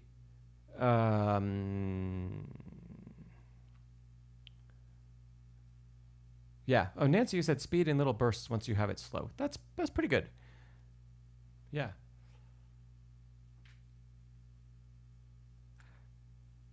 And pianist, my favorite Liszt piece is probably the sonata. Restless guitar, you revised your answer. Okay. You say, early as we need to know the right movement for a passage. Yes. Yeah. Okay, that's really important. Because if we only practice slowly, which is like vast majority of recommendations from everybody, if you only practice slowly and you wait for speed to come, it will never come. Unless, I'll put one caveat on that. Unless you've mastered technique. If you are a master technician already, yes, you can practice slow and speed will probably come. If you have not mastered technique, it's never going to happen. The answer to that is because often when we play slow, we use a different technical approach to the same passage as when we play it more quickly. And if we try to employ our slow playing technique to a rapid passage or a faster tempo, it's going to fall apart. It's not going to be the correct approach to play it faster. The only way we can learn that is either you have to have experienced it before in repertoire, which is, if you're that master technician, you've experienced a lot of repertoire in a lot of different ways, and you know when you see a passage, oh, this is going to be the challenge because I've seen it before in this and this and this and this and this and this, and I know how I tackled it there. Therefore, I could start slow with the right technical approach, and it's going to get better. However, if you don't know what that approach is, you don't know how we need to rotate the hand, you don't know how we need to lighten up the fingers, you don't know how detached it needs to be to still give the illusion of legato without actually playing legato, then we have to experiment to find it. So yeah, restless guitar, mastered technique would be, I would actually put it beyond RCM. Diploma level, even if you could play and you pass diploma level RCM, you may not have mastered technique because you'll only have played probably a couple pieces at that level. I'm talking about like hours and hours of repertoire that are highly advanced, that you've had to learn the ins and outs of your body and your mechanism in relation to how make it happen at the keyboard. So if you're taking lessons from a master teacher, they have mastered technique and they can guide you through and tell you exactly, and hopefully they don't say you'll figure it out on your own in time and in practice, because that's unlikely to happen. Or it's just going to take decades for it to happen if you can. So they can guide you. And on a day that you're coming in and you're practicing a piece and you bring it into a lesson and you play it a certain way and you say, I'm stuck, I can't get it faster, they're going to look at your playing of it and they're going to be able to assess what's happening and what's holding you back. That's why, like, on a stream like this, it's really difficult to answer, like, how do you play faster? Well, how each of you here plays faster is going to get probably a slightly different answer, because each of you is probably struggling with a different part of technique and a different part of the approach.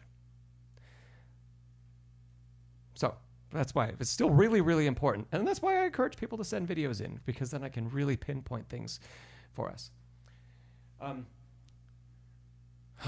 Okay, so I call it basically experimenting with tempo, because we don't want to just do a bunch of repetitions that are fast. That's going to be worthless and a waste of time.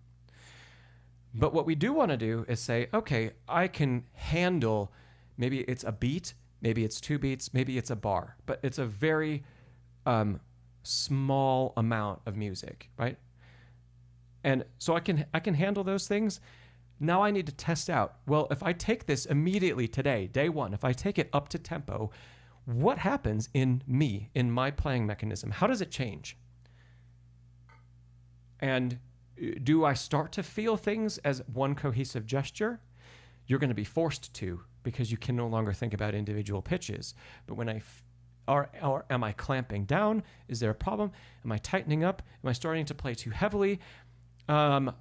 Maybe your first time through, you can't bring the tempo up.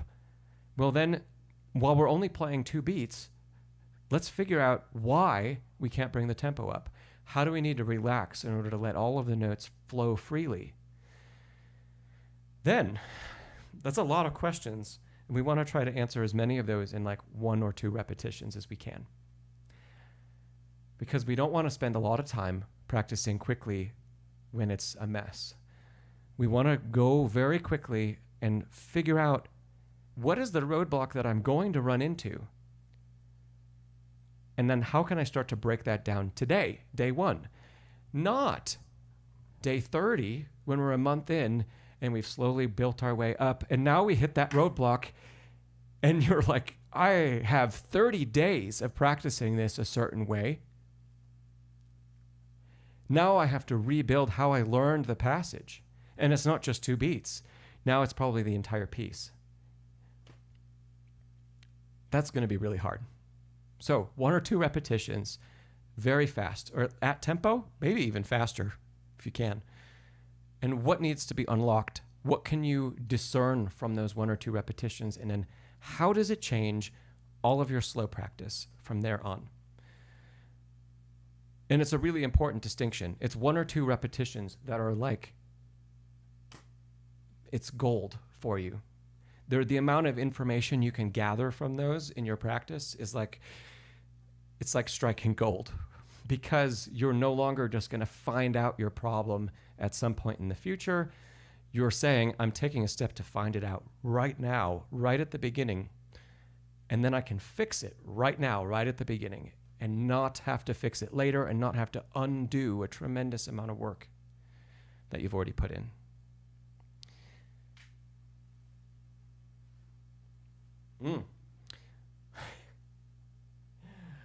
Oh, yeah. That's... Oh, picky. You want to... I know, you mentioned this last time, a lead sheet course and a play-by-ear course. Well, I'll tell you, the next thing I'm going to work on, I haven't started it yet, because, hey, this is a great little promo. I've been doing a tremendous amount of work with ABRSM. That's the Associated Board of the Royal Schools of Music out of London. And our first video collaboration came out in the States. It was yesterday at 5 p.m. It's out, and it just came out.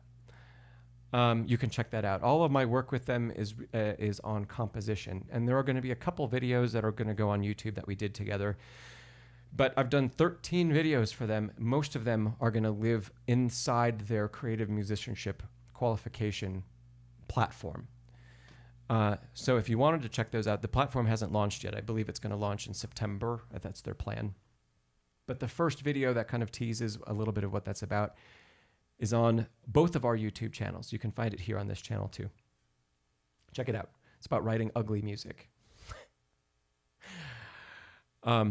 So I bring that up because, Piki, you were talking about a new course. I have been just overwhelmed with making the content for them.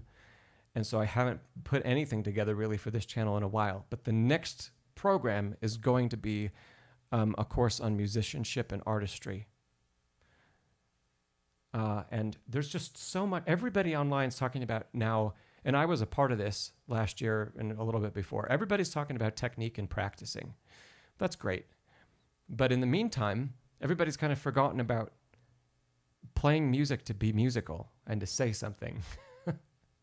So that's my next project, is how do you become an artist? How do you go from understanding what's on the page to, saying like, I can play a marking, I can play a staccato, or I can play a legato, to how do I make those markings tell a story, to how do I tell a story that's unique to me? I don't know when that's going to be done, because I haven't actually started making the content for it. But I hope nobody steals it now that I set it out online. Anyway, that's the next thing that's coming.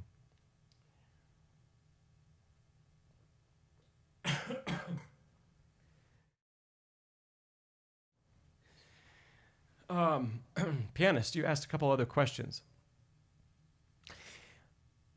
They're all about Mason Hamlin. Yeah, I know Nathan. Sorry. What's my favorite Mason Hamlin model is the BB. And my favorite piano of all time is probably the Mason Hamlin BB. I don't know if I have a favorite finish. I don't know. If I could pick anything,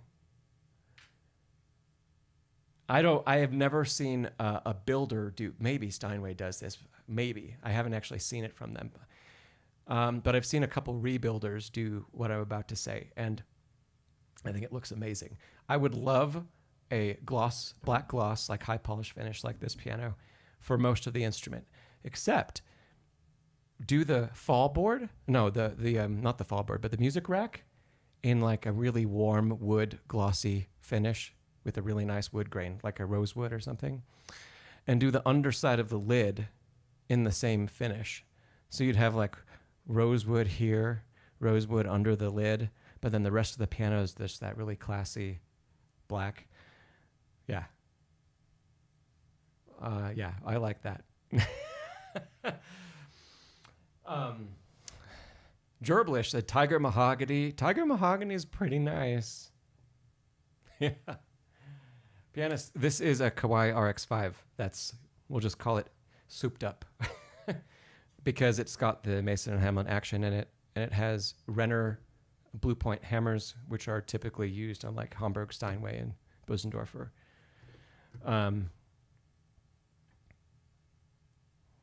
Yeah.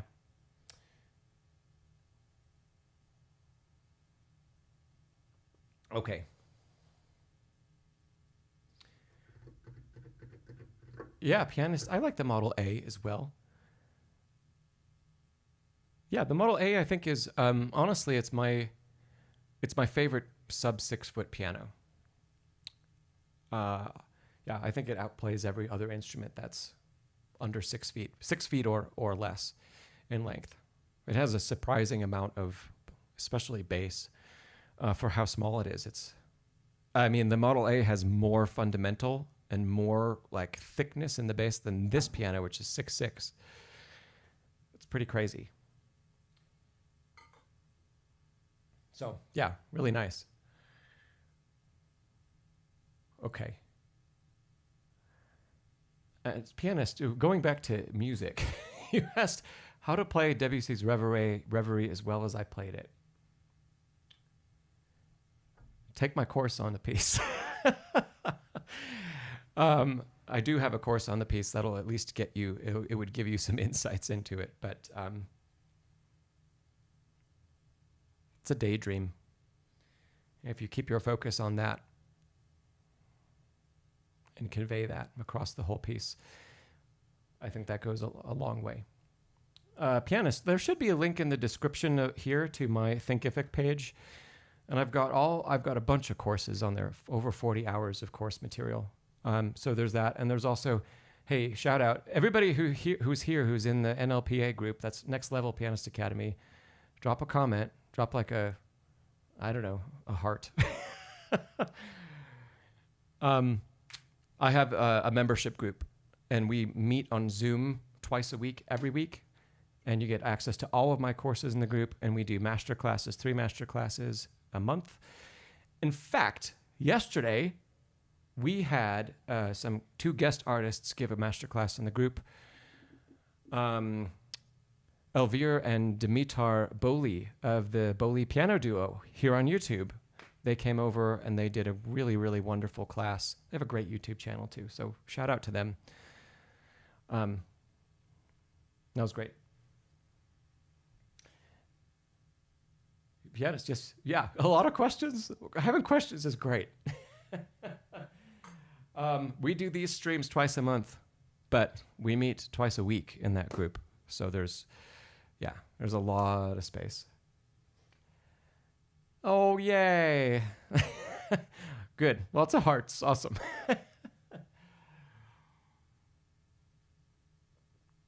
Okay.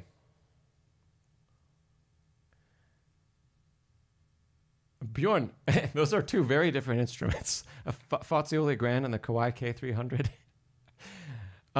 Hey, you're putting a Kawai upright and with some amazing company there. But I'd for sure agree, at least about the quality of Kawai's uprights. They're pretty phenomenal. Okay.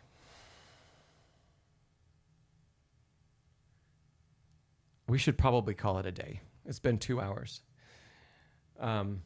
It's been a good session, everybody. We've gotten a lot of questions. Check out that video that I did with ABRSM. There's going to be another one coming out in the next month or so. And the next video is about, I was asked to compose music live on camera to a prompt. And so it got kind of cut up to take it from an hour long to like 10 minutes. But the piece that I write in that video that's going to come out was done in about a 45-minute session.